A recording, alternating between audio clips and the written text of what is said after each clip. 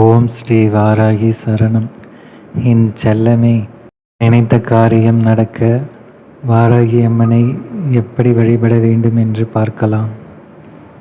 இன்றைய காலத்தில் பலராலும் பரவலாக வணங்கக்கூடிய தெய்வமாக வாராகி அம்மன் திகழ்கிறார்.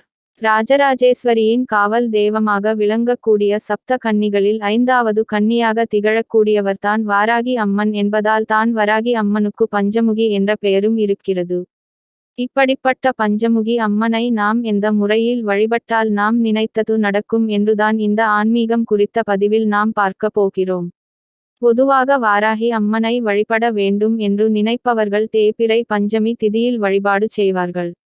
வாராகி அம்மனை நினைத்து காலையில் எழுந்து சுத்தமாக குளித்து முடித்துவிட்டு விரதம் இருந்து மாலை நேரத்தில் அருகில் இருக்கும் வாராகி அம்மன் கோவிலுக்கு சென்று அபிஷேக ஆராதனைகளில் கலந்து கொண்டு வீட்டில் இருக்கும் வாராகி அம்மனுக்கு விளக்கேற்றி வழிபாடு செய்வார்கள்.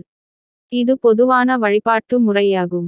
இதே நாம் நினைத்த காரியம் நினைத்தபடி நடக்க வேண்டும், வாராகி அம்மனின் அருள் பரிபூரணமாக நமக்கு கிடைக்க வேண்டும் என்றால் அதற்காக நாம் கூடுதலாக மந்திரங்களை உச்சாட்டல் செய்ய வேண்டும்.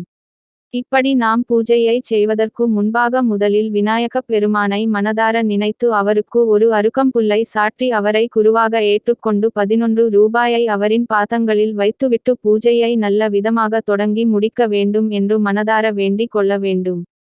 இந்த வழிபாட்டை தேய்பிறை பஞ்சமி திதி அன்றும் செய்யலாம். ஞாயிற்றுக்கிழமைகளிலும் செய்யலாம். ஞாயிற்றுக்கிழமைகளில் செய்வதாக இருந்தால் அன்றைய தினம் அசைவம் சாப்பிடுவதை முற்றிலும் தவிர்த்து விட வேண்டும். ஞாயிற்றுக்கிழமை அன்று இரவு 9 மணியிலிருந்து 10 மணிக்குள் இந்த வழிபாட்டை செய்து விட வேண்டும். வீட்டில் வாராகி அம்மன் படமோ சிலையோ இருந்தால் அந்த படத்தை சுத்தம் செய்து மஞ்சள் குங்குமம் இட்டுக் கொள்ளலாம். அடுத்ததாக வாராகி அம்மனுக்கு பிடித்த ஏதாவது ஒரு நெய்வேத்தியத்தை வைக்க வேண்டும். பிறகு வாராகி அம்மனுக்கு தீபம் ஏற்ற வேண்டும். ஞாயிற்றுக்கிழமையில் இந்த பூஜையை செய்வதாக இருந்தால் ஒரு தேங்காயை எடுத்து உடைத்து அதில் இருக்கும் தண்ணீரை செடிகளில் ஊற்றிவிட்டு ஈரம் இல்லாமல் துடைத்துவிட்டு அதில் சுத்தமான நெய்யை ஊற்றி திரி போட்டு தீபம் ஏற்ற வேண்டும். இதே இந்த வழிபாட்டை தேய்பிறை பஞ்சமி திதிகளில் செய்வதாக இருந்தால் புதிதாக வாங்கிய அகல் விளக்குகளை எடுத்து வைத்து அதில் இலுப்பை எண்ணெயை ஊற்றி தீபம் ஏற்ற வேண்டும்.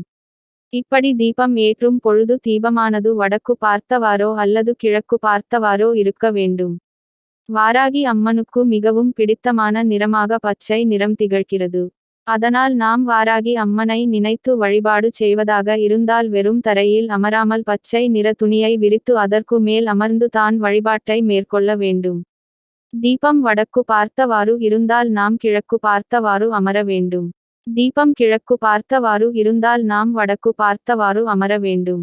பிறகு வாராகி அம்மனின் மந்திரமான ஓம் வராகமுகி வித்மஹே ஆந்திராசனி தீமஹி தன்னோ யமுனா பிரசோதயாத் என்னும் மந்திரத்தை 1008 முறை உச்சரிக்க வேண்டும். பிறகு கற்பூர தீப தூப ஆராதனை காட்டி நம்முடைய வேண்டுதலை கூறி வழிபாட்டை நிறைவு செய்ய வேண்டும். இப்படி தொடர்ந்து 5 முறை நாம் வழிபாடு செய்தோம் என்றால் நம்முடைய வேண்டுதல்கள் அனைத்தையும் நிறைவேற்றுவாள் வாராகி அம்மன்.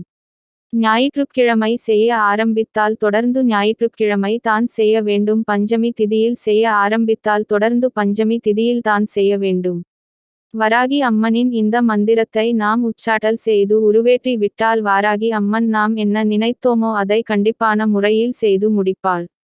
கூப்பிட்ட குரலுக்கு ஓடோடி வருவாள்.